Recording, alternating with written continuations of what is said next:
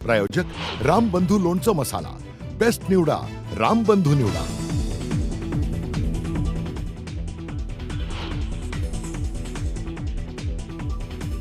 प्रधानमंत्री मोदी जी के नेतृत्व में जैसा आप चाहते हैं वैसा होकर रहे हैं। पहलगाम हल्ल्याप्रकरणी पाकवरील कारवाईबाबत संरक्षण मंत्री राजनाथ सिंह यांचं मोठं वक्तव्य।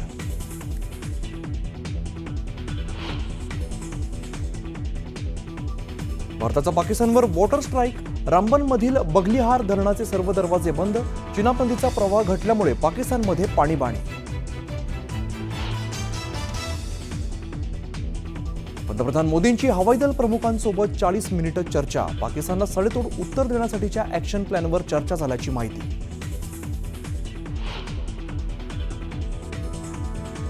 बिथरलेल्या पाकिस्तानच्या पोकळ धमक्या सुरूच, पाकिस्तानी राजदूत मोहम्मद खालिदकडून अणु हल्ल्याची धमकी, तर सिंधू नदीवर धरण बांधल्यास बॉम्बने उडवून देण्याची संरक्षण मंत्री ख्वाजा आसिफची धमकी।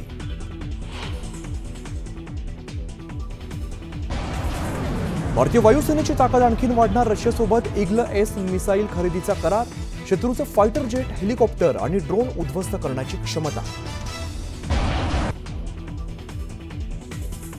पंजाबमधील वायुदल आणि लष्करी छावण्यांची हेरगिरी करणारे ISIचे एजंट अटकेत, स्थानिक गँगस्टरच्या मदतीने संवेदनशील माहिती पाकिस्तानला पुरवत होते।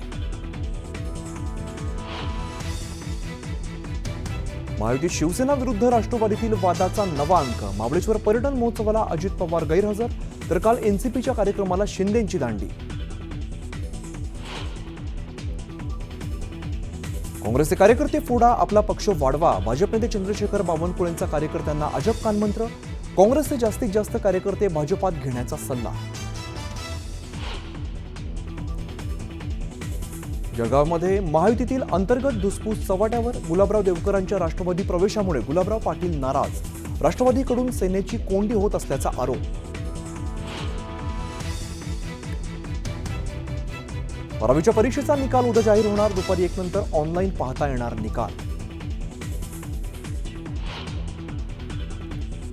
आणि इंद्रायणी नदी स्वच्छ करा, वारकऱ्यांची मागणी, सरकारकडे निधी नसेल तर आम्ही निधी उभारू, इंद्रायणीतील प्रदूषणावरून वारकरी संतप्त।